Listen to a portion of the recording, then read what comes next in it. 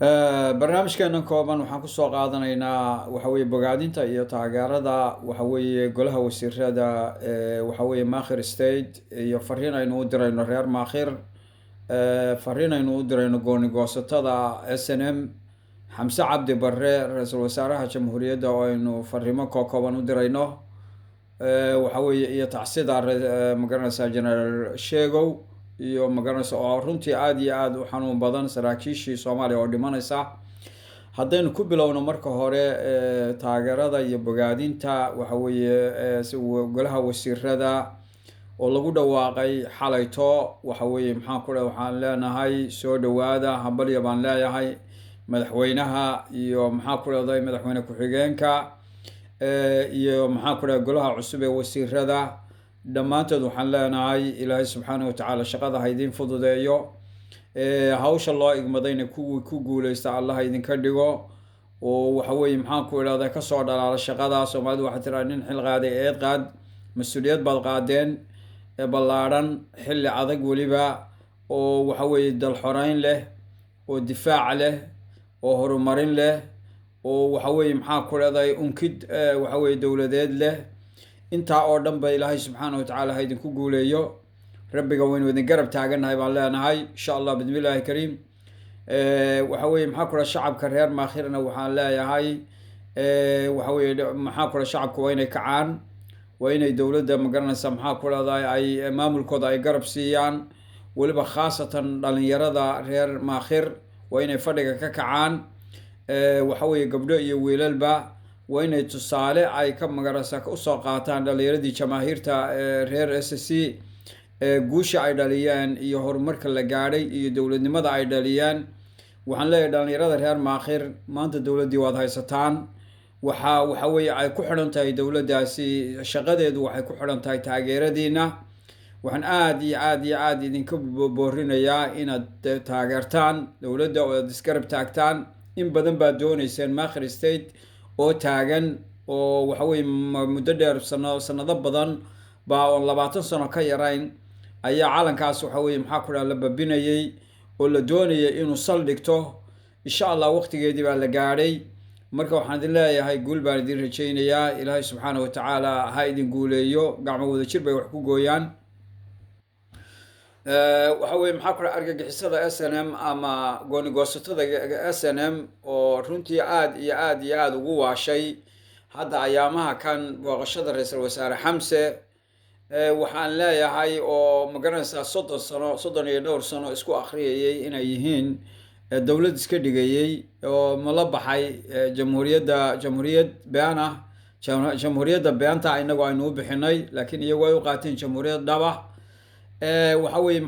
ayna doonayaan dad inay ku sanduleeyaan oo ay khasab kaga dhigaan rabitaanka qalloocan ee qallafsan isticmaariga fikirka isticmaariga ah,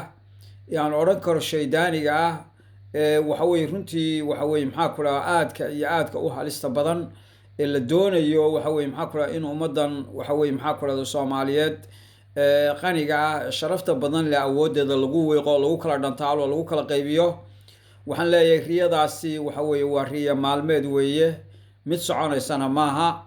haddii aad dowlad ka dhigan kartaan Burco iyo Hargeysa iyo Ceergaabo dhinaca aad ka leedihiin, idinka idinta dowladda idiin noqonayso, laakiin xaaraan bay idinka tahay dhulka SSC iyo dhulka reer Maakhirba. waxaweye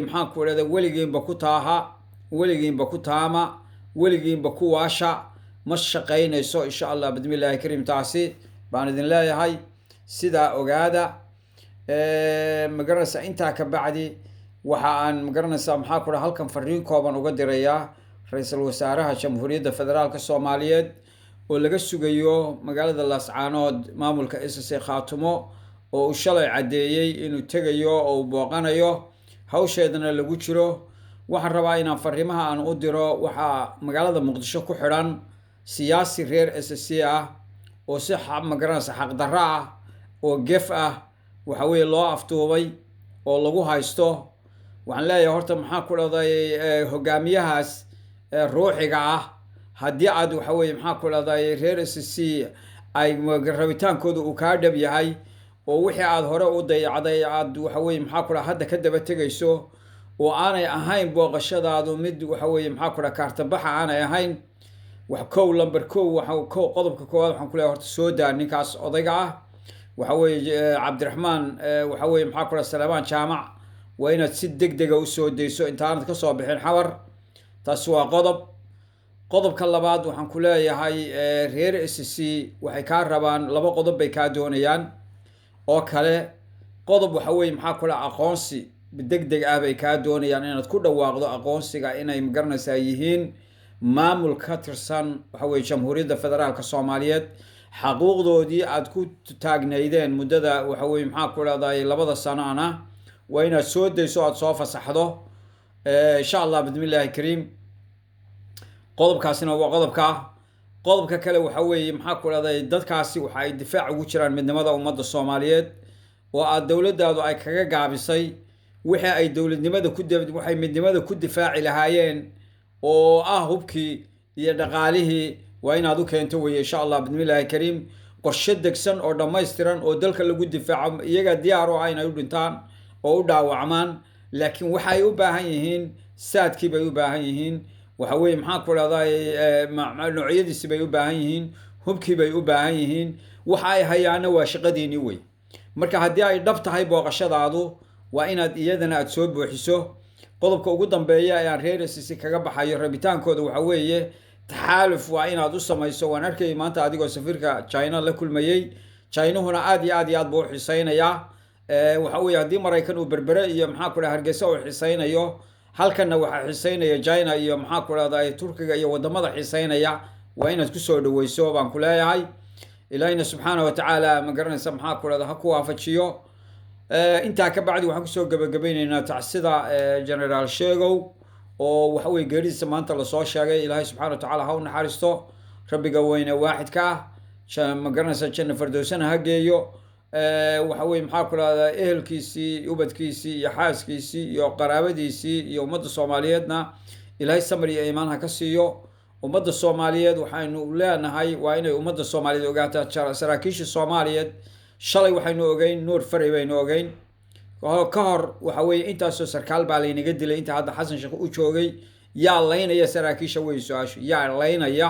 wax allaale wixii damiir lahaa sarkaala waa la dilay maxay tahay sababtu waa inay shacabka Soomaaliyeed ay xisaabtamaan waa in fadhiga ka kacno oo dalkeena iyo dadkeena aynu kacno oo cadowga ummadda Soomaaliyeed aynu ka hortagno noocu doonaba ha noqdee barnaamijyo dambe baynu kaga hadli doonaa insha allah bismillaahi kariim aad iyo aad baan idin salaamay allah idin wada barakeeyo assalaamu calaykum waraxmatullaahi wabarakaatuh